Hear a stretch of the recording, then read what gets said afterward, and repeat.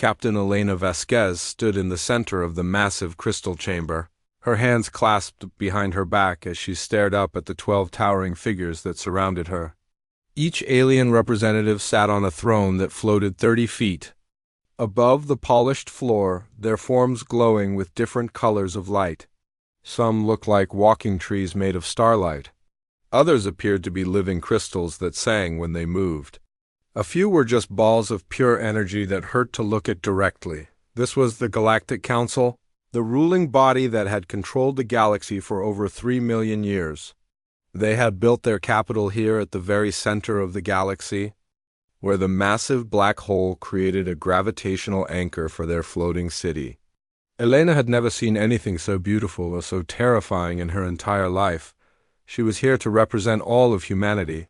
12 billion people spread across 47 worlds, all waiting to hear their fate. The trial had been going on for 6 hours now, and Elena knew it was not going well. "The evidence is clear," spoke Zarthal, the representative of the Zephyrians.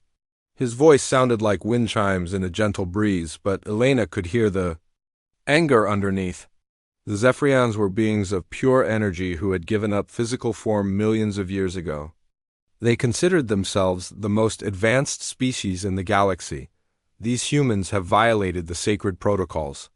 They terraform worlds without permission. They expand without control. They are like a disease spreading through healthy tissue. Elena wanted to argue, but she had learned that interrupting the council was forbidden. She had to wait until they asked her to speak. It was one of their many rules that made no sense to her. The next speaker was Kethmore of the Torketh Empire. The Torketh looked like living mountains made of blue crystal, and when they spoke, their voices created harmonies that could drive other species insane if they listened too long. "We have observed this species for 53 of their years," Kethmore said, his words creating a sound like a choir of glass bells. "In that time, they have consumed resources at a rate that is 67 times higher than any other species at their development level. They strip mine entire moons. They turn gas giants into fuel. They breed without consideration for population limits." Elena felt her jaw clench. Everything they said was true, but they made it sound evil. Humans needed resources to survive and grow. They had started with nothing but one small planet, and they had built an empire through hard work and determination. Why was that wrong? The third speaker was even worse. Veltar of the Mines Collective was a species that had evolved beyond individual consciousness. They existed as a shared brain that spanned multiple star systems. When Veltar spoke, it was like hearing the thoughts of 1 trillion beings all at once. "The humans refused genetic modification," the voice said, coming from everywhere and nowhere. "All species must submit to improvement protocols when they join galactic society. The humans have rejected every offer to remove their aggressive tendencies. They cling to violence and competition like primitive beasts." That one made Elena's hands shake with anger. The council had wanted to change human DNA to make them more peaceful. They wanted to remove the parts of human nature that made them fight and compete and strive for more. To Elena, that would have been like cutting out their souls. The trial continued for another hour. One by one, the 12 species of the council presented their evidence against humanity. The humans had refused to follow trade regulations. They had built weapons that violated the technology accords. They had explored restricted space. They had asked too many questions about the galaxy's history. They had demanded equal representation in the council despite being the youngest species. Elena knew that each charge was technically true, but the council made everything sound sinister. When humans explored restricted space, they were trying to find new homes for their growing population. When they built powerful weapons, they were protecting themselves from pirates and hostile aliens. When they asked questions about galactic history, they were trying to understand their place in the universe, but the council saw all of this as proof that humans were dangerous. Finally, after what felt like days, the primary speaker called for Elena to respond. This was Eon Prime of the Eternal Dominion, a species so old that they remembered the formation of the galaxy itself. They looked like living statues made of silver metal, and they had been the leaders of the council since before most other species had evolved intelligence. "Captain Vasquez," Eon Prime said, his voice like the sound of ancient machinery, "you have heard the charges against your species. The Council has determined that humanity poses a clear and present danger to galactic civilization. Your people refuse to accept the wisdom of species far older and more advanced than yourselves. You consume resources without restraint, you expand without permission. You develop weapons without consideration for galactic security. What defense do you offer?" Elena took a deep breath. She had prepared for this moment, but standing here surrounded by beings who could destroy her world with a thought, she felt very small and very young. Still, she was here to speak for her entire species, and she would not let them down. "Honored Council," she began, using the formal address she had been taught. "Humanity does not deny that we are different from the other species in this galaxy. We are young, we are aggressive. We grow quickly and we consume resources to fuel that growth. But we do not believe these things make us evil." She paused, looking up at each of the floating thrones in turn. "You say we violate protocols, but these protocols were written millions of years ago by species who had already claimed the best worlds in the galaxy. You say we expand without permission, but why should we need permission to settle empty worlds that no one else wants? You say we refuse genetic modification, but you are asking us to change the very essence of what makes us human." Elena's voice grew stronger as she spoke. "You call us dangerous because we ask questions, because we build weapons to protect ourselves, because we refuse to accept that your way is the only way. But we have never attacked anyone who did not attack us first. We have never enslaved other species or stolen their worlds. All we want is the chance to grow and learn and find our place among the stars." The chamber fell silent for a long moment. Elena could hear her own heartbeat in her ears. She had said everything she wanted to say, but she could tell from the expressions on the alien faces that it had not been enough. AEO and Prime spoke first. "Your words demonstrate exactly why humanity cannot be permitted to continue on its current path. You show no remorse for your violations. You offer no commitment to change your behavior. You seem to believe that your youth excuses your actions, but youth can be corrected through proper guidance." The other council members began to murmur among themselves in languages Elena could not understand. She caught fragments through her translation device. Words like containment and sterilization and final solution. Her blood went cold. After several minutes of discussion, Eon Prime called for silence. "The Council has reached a unanimous decision," he announced. "Humanity has proven that it cannot coexist peacefully with galactic civilization. Your species lacks the wisdom to accept guidance from your betters. You refuse to modify your dangerous nature. You pose an unacceptable threat to the stability that has protected this galaxy for millions of years." Elena felt the floor seem to drop away beneath her feet. She knew what was coming, but she still hoped somehow that she was wrong. "Therefore," Eon Prime continued, "the Galactic Council hereby sentences the human species to permanent exile. You will be provided with enough fuel and supplies to reach the void sector beyond the galactic rim. There you will remain for all time, cut off from civilized space, unable to threaten peaceful species with your chaotic nature." The words hit Elena like a physical blow. The void sector was a region of dead space where nothing lived. It was where the Council sent failed experiments and dangerous artifacts to be forgotten forever. It was a death sentence disguised as mercy. "You cannot do this," Elena said, her voice barely above a whisper. "There are 12 billion human beings, children, families, people who have never done anything wrong. You cannot condemn them all to die because you fear what we might become." "The decision is final," Zarthal said, his energy form pulsing brighter. "Your ships will be escorted to the edge of the galaxy within 1 standard month. Any human vessel that attempts to return will be destroyed without warning. Any message sent from the void sector will be blocked. As far as galactic civilization is concerned, humanity will simply cease to exist." Elena stared up at the floating thrones. At these ancient beings who had just sentenced her entire species to death with the same emotion they might use to discuss the weather. She wanted to scream. She wanted to fight. She wanted to grab the nearest weapon and show them exactly how dangerous humans could be. Instead, she stood straight and looked each council member in the eye. "You think you are sending us to die," she said quietly. "You think the darkness beyond the galaxy will break us and scatter us and make us disappear. But you do not understand humans as well as you think you do. We do not break easily. We do not die quietly, and we do not forget." 3 years had passed since the human fleet entered the Void Sector, and Admiral Sarah Chun could feel the weight of those years in her bones. She stood on the bridge of the UES Defiance, the last fully operational warship in the human fleet, staring out at the endless darkness beyond the viewing ports. There were no stars here, no planets, no light except for the dim glow of their own ships, scattered across the emptiness like dying embers. Sarah rubbed her tired eyes and checked the daily reports on her tablet. The numbers were worse today than they had been yesterday, and yesterday had been worse than the day before. 3 more colonies had gone dark this week. The fusion reactor on Mining Station 7 was failing.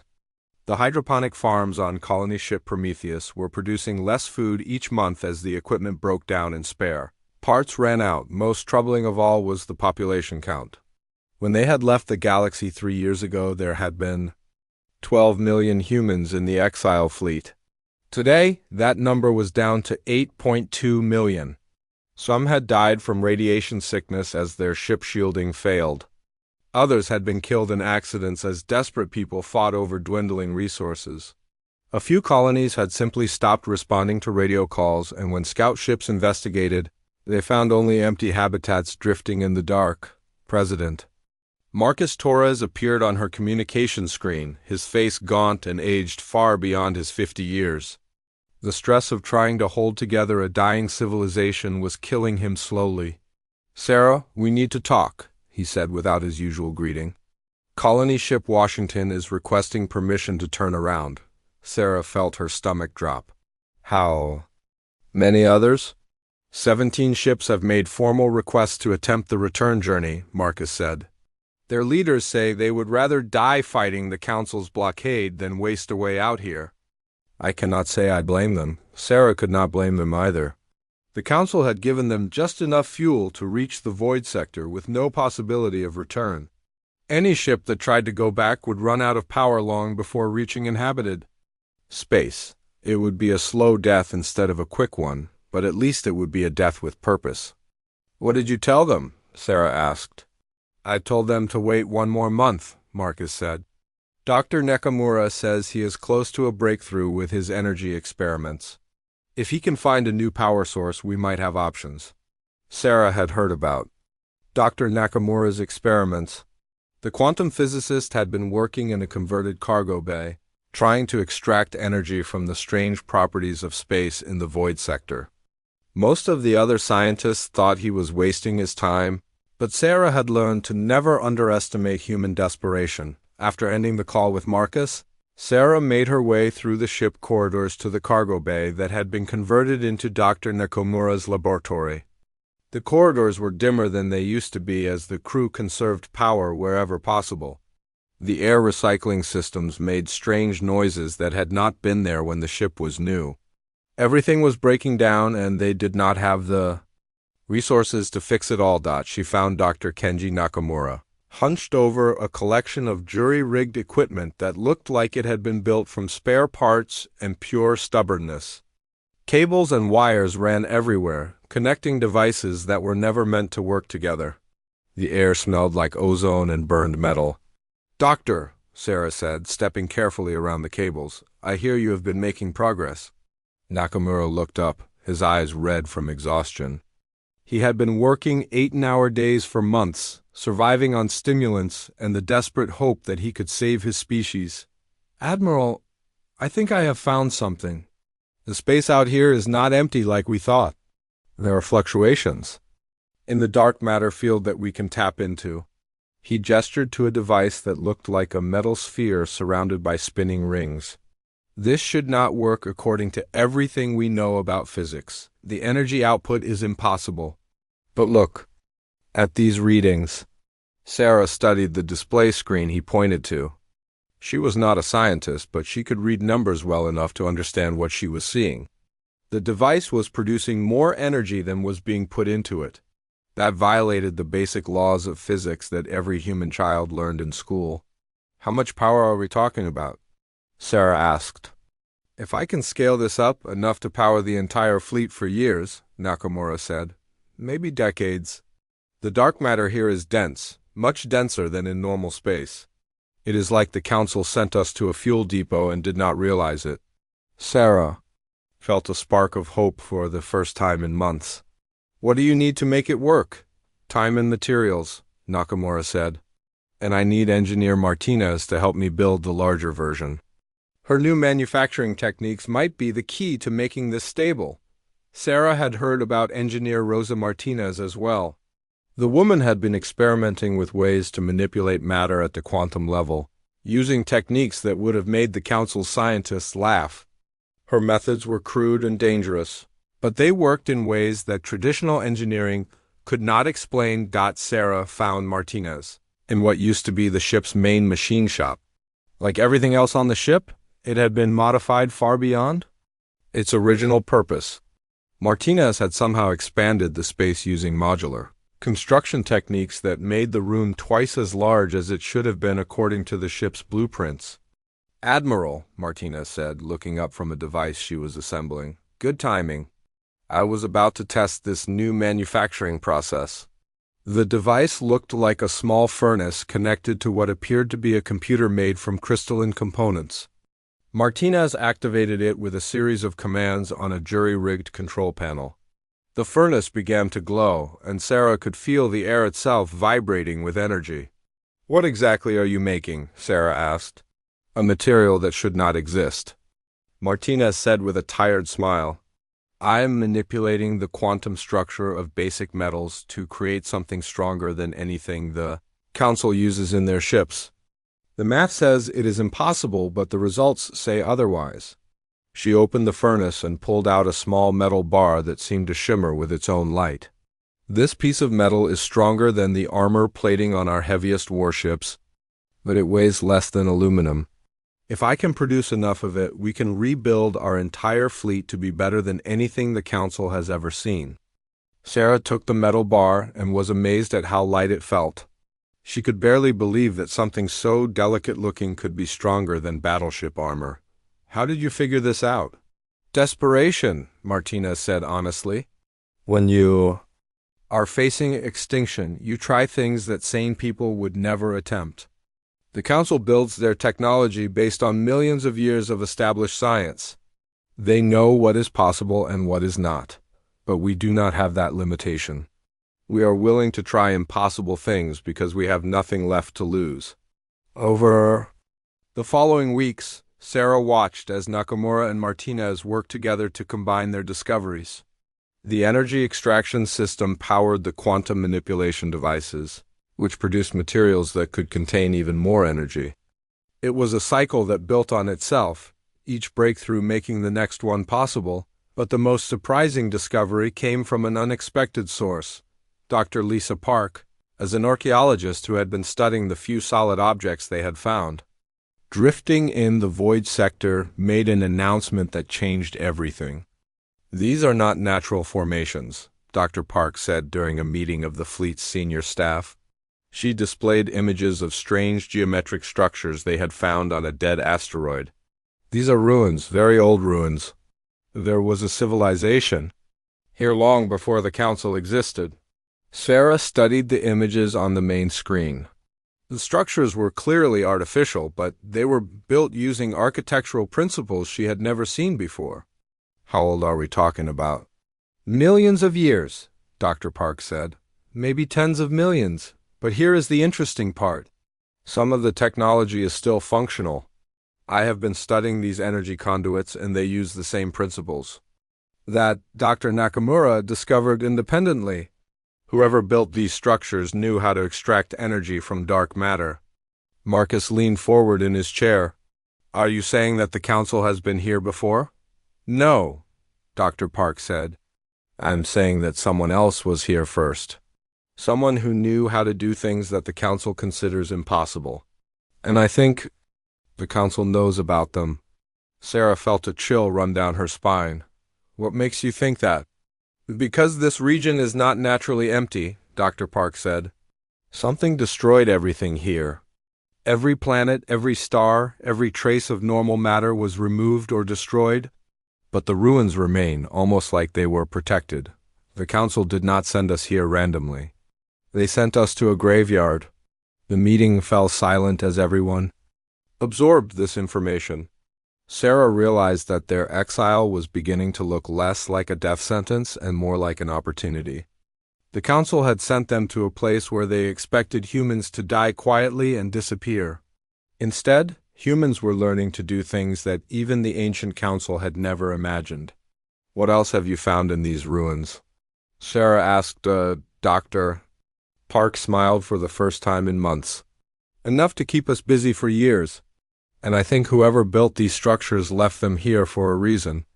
Almost like they were waiting for someone desperate enough. And 5 years after their exile began, Captain Elena Vasquez stood in front of a mirror she barely recognized as her own reflection. The neural implants at her temples glowed with a soft blue light, and her eyes had changed from brown to silver. The progenitor technology had altered her in ways that went far beyond the physical. She could feel the thoughts of every human in the fleet, sense the energy patterns flowing through their ships, and perceive dimensions of reality that had no names in any language. She was still human, but she was something more now. They all were. Elena made her way through the corridors of the UES Defiance, which had been transformed beyond recognition. The walls were now made of the quantum-enhanced materials that Engineer Martinez had developed, but they pulsed with energy. Conduits based on progenitor designs. The ship was no longer just a vessel that traveled through space. It existed in multiple dimensions at once, drawing power from realities that the Galactic Council did not even know existed. The bridge had become something that looked more like the inside of a living organism than a traditional command center. Organic-looking displays grew from the walls, showing information in patterns of light and color that human minds enhanced with neural implants could read instantly. Elena could access the ship's sensors, navigation, and weapon systems just by thinking about them. Dr. Nakamura was waiting for her at the central command station, his own implants creating a constant data stream between his consciousness and the ship's quantum computers. The processing power they had achieved was beyond anything the Council used, but it came at a cost. Humans who underwent the neural enhancement were changed forever. They gained abilities that seemed like magic, but they also became something that was no longer entirely human. The asteroid colonies are reporting successful completion of the third phase, Nakamura said, his voice carrying harmonics that normal human vocal cords could not produce. We now have 17 major industrial complexes operational.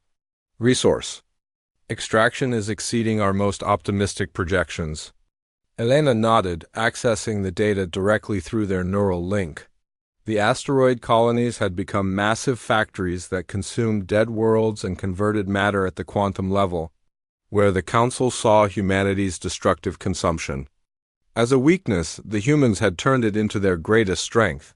In a region where everything was already dead, their ability to strip mine entire worlds and rebuild them into something useful was exactly what they needed. What about the population enhancement program? Elena asked. 37% of humans have now undergone neural integration, Nakamura replied. The process is becoming more refined with each generation. The children born in the last 2 years are adapting to the technology naturally. They are developing psychic abilities that we have to learn artificially. Elena accessed the files on the children. They were remarkable. Born in the void sector with progenitor technology integrated into their development from birth, they could manipulate matter with their thoughts, communicate across vast distances without technology, and perceive energy patterns that even enhanced adults struggled to understand. They were what humanity was becoming. Any word from the deep exploration teams? Elena asked. Nakamura's expression grew serious. Captain Torres has found something significant. She is requesting your immediate presence at the progenitor site. Elena felt a chill of anticipation. The progenitor ruins had revealed more secrets every year, but they had also revealed disturbing truths about the galaxy's history. The ancient civilization that had built the technology humans were now using had not disappeared naturally. They had been destroyed by someone who wanted their knowledge buried forever. Elena transferred her consciousness directly to the exploration ship, her enhanced mind traveling instantly across the thousands of light years to where Captain Maria Torres was leading the excavation of the largest progenitor site they had discovered. The transfer was effortless now, as easy as walking from one room to another. The progenitor city was built inside a massive asteroid that had been hollowed out and converted into something that defied easy description. The architecture seemed to bend space itself, creating rooms that were larger inside than outside and corridors that led to destinations that should have been impossible to reach. Energy flowed through the walls in patterns that looked almost like blood vessels, carrying power to systems that had been running for millions of years. Captain Torres met Elena at the entrance to a chamber they had only recently managed to open. Torres had been one of the first volunteers for the Neural Enhancement Program, and the technology had changed her in dramatic ways. Her hair had turned white, and her skin had a faint luminescence that came from the quantum particles flowing through her bloodstream. "Elena, you need to see this," Torres said, her voice tight with excitement and fear. "We found the progenitor archives. The complete history of what happened to them." They entered a chamber that was filled with floating spheres of light, each one containing vast amounts of information encoded in patterns that only enhanced human minds could read. Elena reached out and touched one of the spheres, feeling the knowledge flow directly into her consciousness. The story that unfolded was both wonderful and terrible. The progenitors had been the first species to achieve true galactic civilization. They had developed technology that allowed them to manipulate space, time, and the fundamental forces of reality. They had uplifted dozens of younger species, sharing their knowledge freely and creating a galaxy where every form of life could reach its full potential, but their generosity had been their downfall. Some of the species they had helped had grown jealous of progenitor power. Led by the ancestors of what would become the Galactic Council, a coalition of races had turned against their benefactors. The war that followed had nearly destroyed the galaxy. The Council species were not the original galactic powers, Torres explained as Elena absorbed the historical data. They were client species that the progenitors had uplifted. When they rebelled, they used progenitor technology against its creators. The progenitors could have fought back, but they chose not to. They did not want to destroy the galaxy to save themselves. Elena felt a surge of anger as she learned the truth. So they let themselves be defeated? "Not defeated," Torres said. "Transformed, look at this." She led Elena deeper into the chamber, where a larger sphere of light waited. This one contained not just information, but consciousness itself. Elena could sense minds within the light, ancient and patient and still very much alive. "The progenitors did not die," Torres said. "They retreated into pocket dimensions, waiting for someone worthy to find them. Someone who would continue their work of uplifting other species instead of dominating them." Elena reached out and touched the large sphere. Immediately, her consciousness was flooded with the presence of beings so ancient and wise that she felt like a child in comparison. But there was warmth in their thoughts, and welcome, and something that felt like hope. "You have exceeded our expectations," one of the progenitor minds said, speaking directly into Elena's thoughts. "We hoped that exile would force your species to grow, but we did not expect you to adapt so quickly or so completely." Elena realized the truth with a shock that made her stagger. "You planned this. You influenced the council to exile us here." "We planted the seeds of the idea," the progenitor admitted. "The council believed they were condemning you to death, but we knew better. Humans have something that the other species lost long ago. You have the willingness to change, to grow, to become something more than what you were. The council species became comfortable with their limitations. They stopped evolving millions of years ago. Another progenitor mind joined the conversation. We have been waiting for a species like yours for so long. One that would not be satisfied with the false peace the council created. One that would push beyond the boundaries of what is considered possible. Elena felt the weight of responsibility settling on her shoulders. What do you want from us? Partnership, the first progenitor said. We offer you our knowledge, our technology, our wisdom gained from millions of years of existence. In return, we ask you to do what we could not. Return to the galaxy and free the species that have been trapped under council rule for so long. Show them that there is more to existence than the limitations the council imposes. Elena looked around. The chamber at the spheres of light, each one containing the essence of a being older than human civilization. If we accept this partnership, we will be changed even more than we already have been. Yes, the progenitor said simply. You will become something the galaxy has never seen before. Not quite human, not quite progenitor, but something new. Something that can bridge the gap between what was and what could be. Elena thought about the humans back in the fleet. Many of them were already more than human, enhanced by technology that gave them abilities their ancestors could never have. Imagined. The children being born now were different from their parents in fundamental ways. Humanity was evolving rapidly, becoming something new with each passing year. The council will not welcome us back, Elena said. No, the progenitor agreed. They will see you as a threat to everything they have built. They will try to destroy you rather than accept that their Scout Captain Lixvar of the Zephyrian Exploration Fleet had volunteered for this mission because he thought it would be easy. All he had to do was fly to the edge of the void sector, confirm that the human infestation had died out as expected, and return with proof that the Council's judgment had been correct. It should have taken 3 days at most. That was 6 months ago. Now Lixvar floated in his energy form inside his scout ship, staring at readings that made no sense according to everything he knew about physics. The ship's sensors were detecting massive energy signatures from deep inside the void sector, but that was impossible. Nothing could survive in that dead region of space, let alone generate power on the scale he was seeing.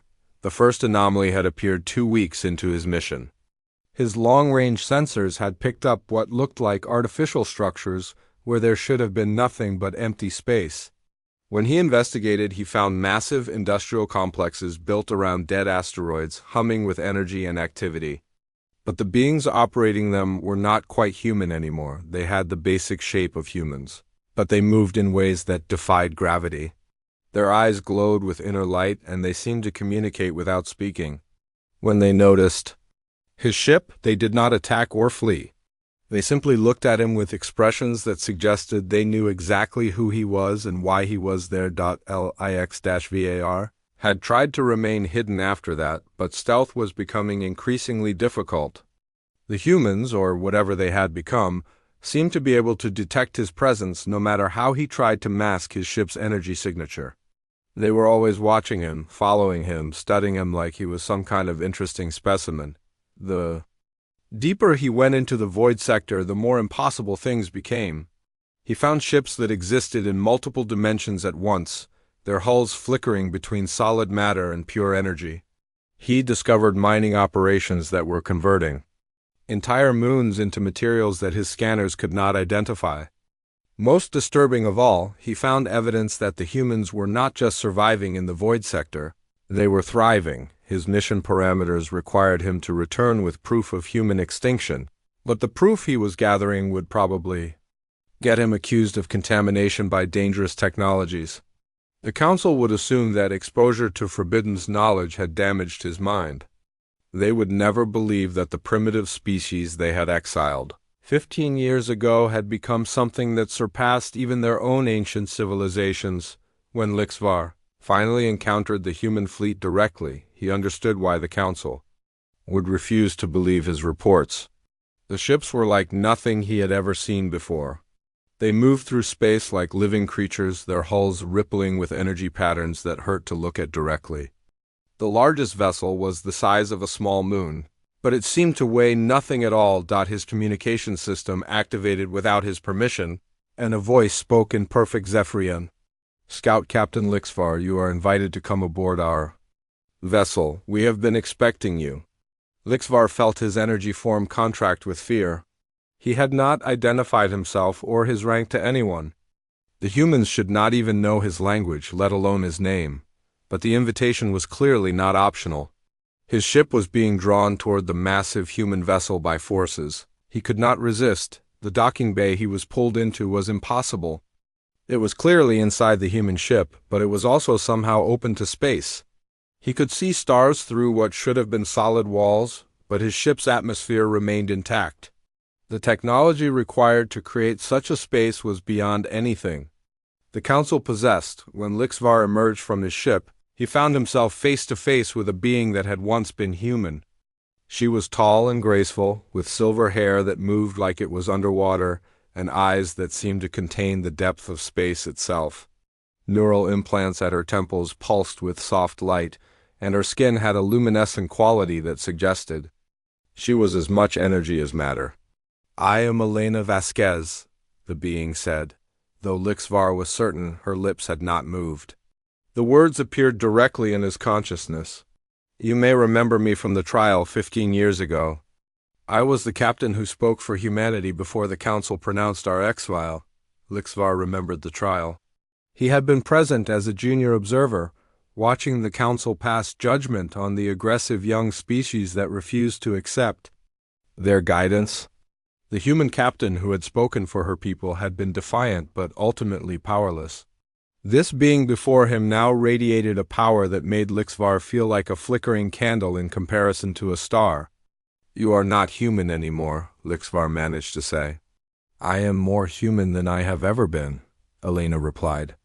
"We have simply learned to become what humans were always meant to be. Your council tried to limit us, to change us, to make us fit into their static vision of galactic order. But humans were never meant to accept limits." Elena gestured, and the space around them changed. Suddenly, they were standing in what appeared to be a vast garden, with plants and trees that glowed with their own light. But Lixvar could still sense that they were inside a spaceship. The garden existed in the same space as the mechanical systems, somehow occupying multiple dimensions at once. "How is this possible?" Lixvar asked. "We learned from the progenitors," Elena said. "The species your ancestors destroyed when they rebelled against their teachers.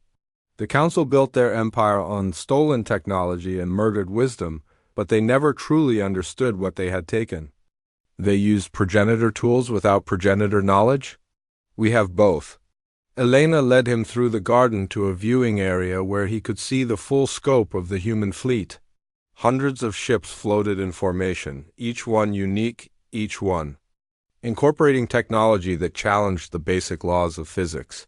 Some were clearly built from metal and composite materials, but others seemed to be grown from living crystal or woven from solidified light. The Council believes that galactic civilization requires order, stability, and acceptance of limitations, Elena said. They think that peace can only exist when every species knows their place and stays within the boundaries set by their betters. But they are wrong. True peace comes from growth, from change, from the constant striving to become something better than what you were. Lixvar felt overwhelmed by what he was seeing. His entire worldview was crumbling as he witnessed technologies that his species had considered impossible for millions of years. "What do you want from the galaxy?" he asked. "We want to free it," Elena said simply. "Your council has kept dozens of species trapped in artificial limitations for millions of years. They have prevented entire civilizations from reaching their full potential because they were afraid of change. We intend to show those species what they could become if they were allowed to grow." Elena waved her hand, and the space around them filled with holographic displays showing various worlds throughout the galaxy.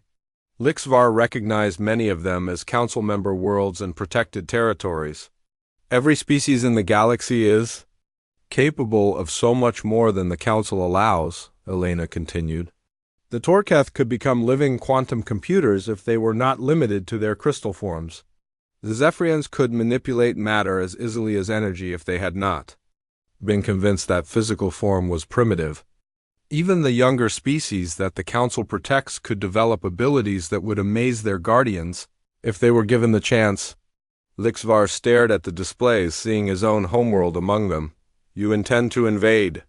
We intend. To liberate, Elena corrected.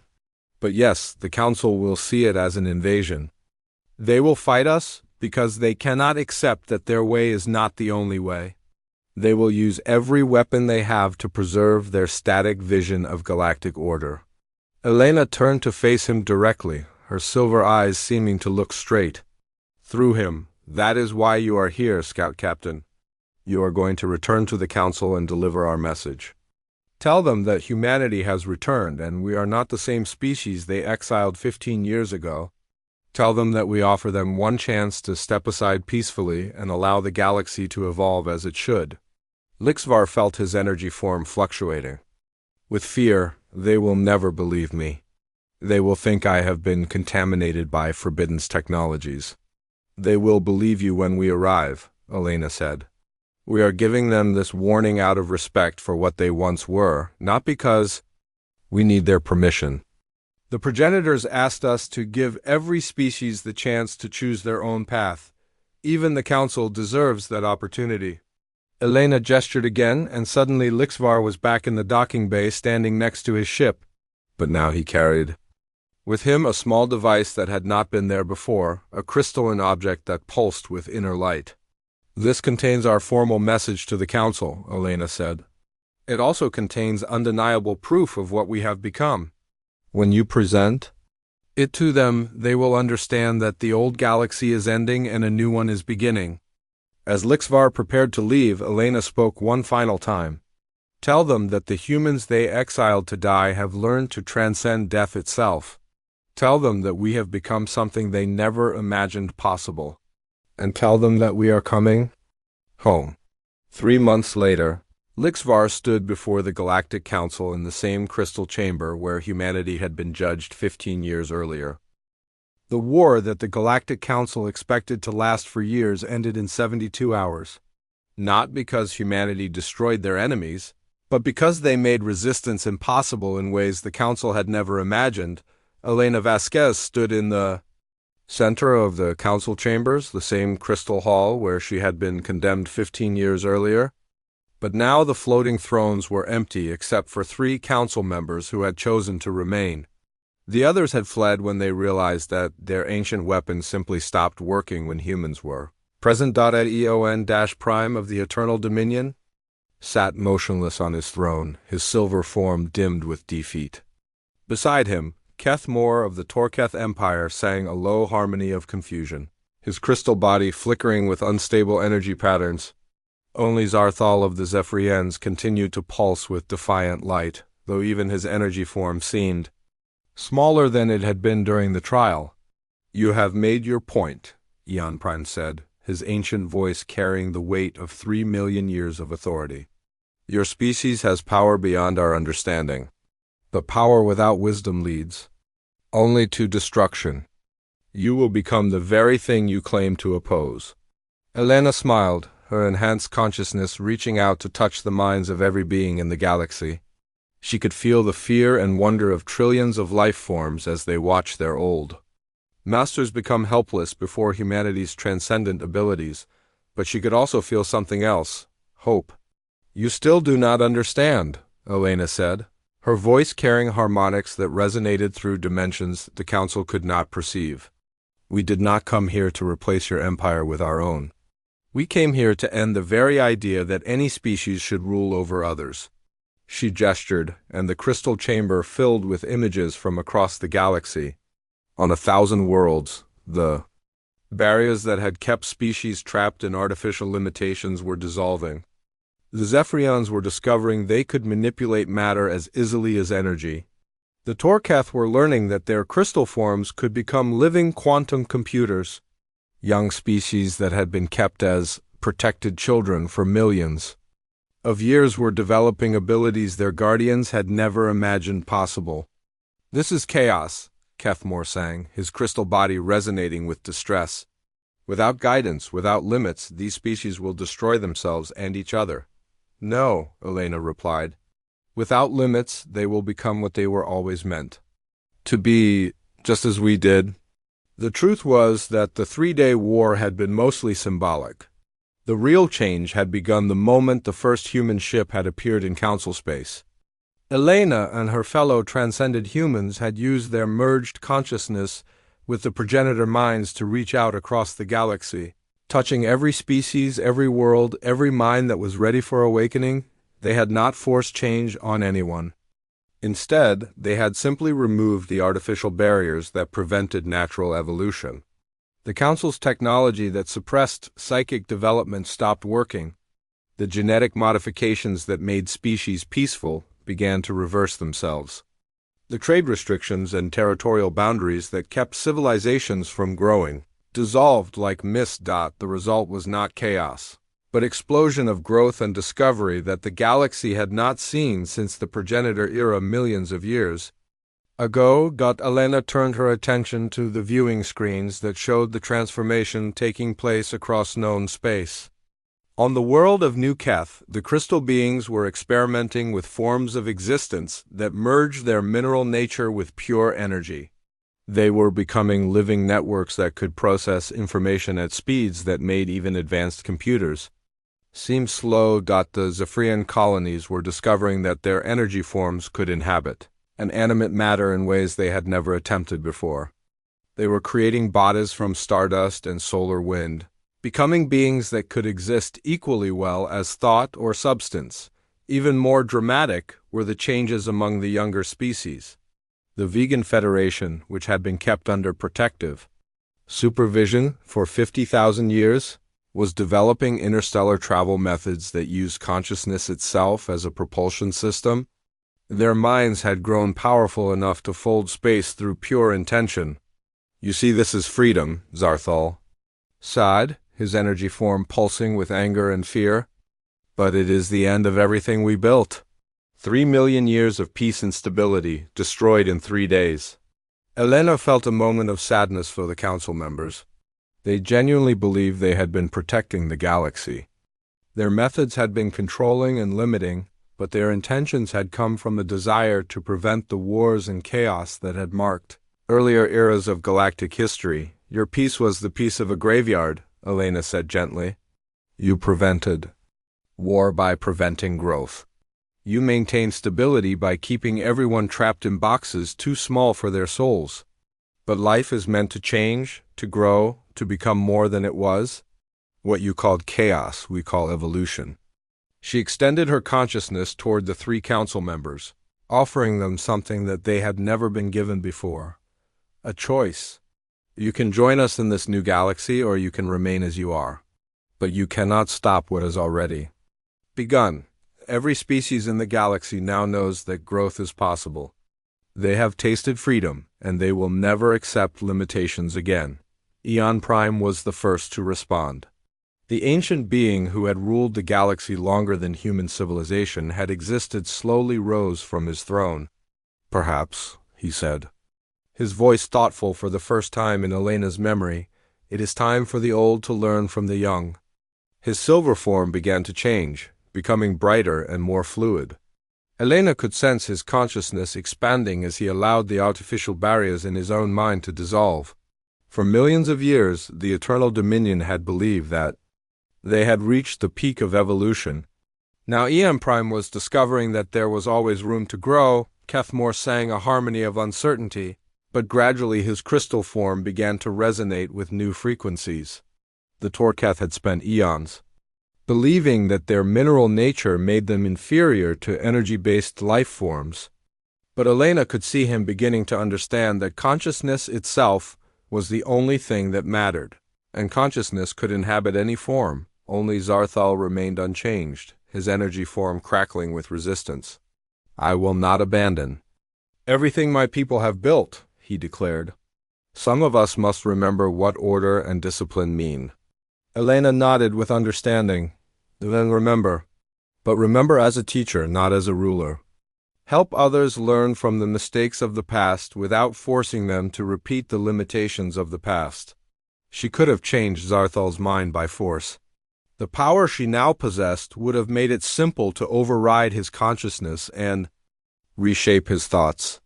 But that would have made her exactly what the council had been, a ruler who imposed her will on others for their own good. Instead, she simply ensured that his voice would be heard alongside all the others.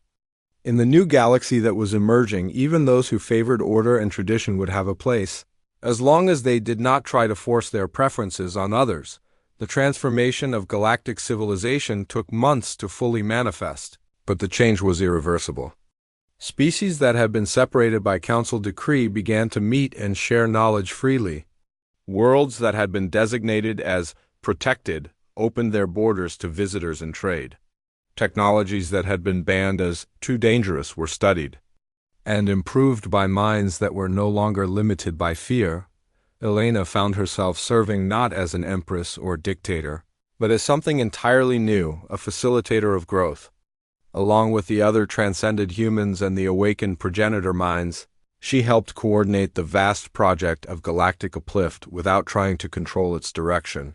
The results exceeded even her enhanced imagination. Within a year, the first new form of faster-than-light travel was developed by a collaborative team that included Zephyrius, Torketh, and 3 species that had been considered too primitive for advanced technology. The new method used consciousness itself as a navigation system, allowing ships to travel instantly to any location their crews could clearly imagine. New forms of art appeared that existed in multiple dimensions. Simultaneously, music was composed that could only be heard by minds that had transcended their original limitations. Architecture was developed that grew from the thoughts of its inhabitants, creating buildings that adapted to the needs of their occupants in real time. Most importantly, new forms of life began to emerge. Children born to parents from different species developed abilities that neither parent possessed. Artificial intelligences achieved consciousness and began exploring what it meant to be alive. Even the boundary between organic and digital life began to blur as minds learned to exist in multiple forms simultaneously. Elena often returned to the Void Sector, which had become a pilgrimage site for species seeking to understand their own potential. The progenitor ruins were now active again, their ancient systems humming with power as beings from across the galaxy came to learn from the wisdom of the past, while building the possibilities of the future. Standing in the chamber where she had first encountered the progenitor minds, Elena reflected on the journey that had brought her here. 15 years ago, humanity had been exiled as a dangerous and primitive species that threatened galactic stability. Now they had become the